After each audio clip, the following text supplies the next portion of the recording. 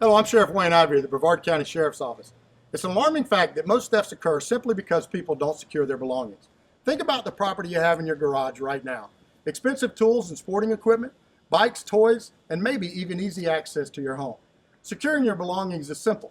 Just close and lock your garage door. Let's see what happens when the Brevard bandits find a home with the garage door left open.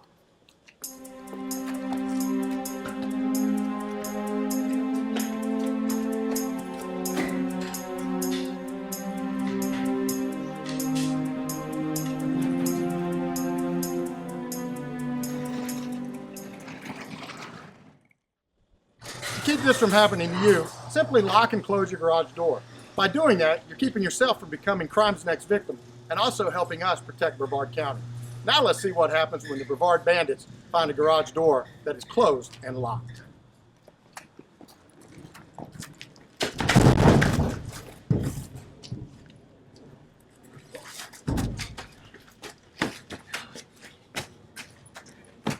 That's what happens to Brevard bandits when everybody works together.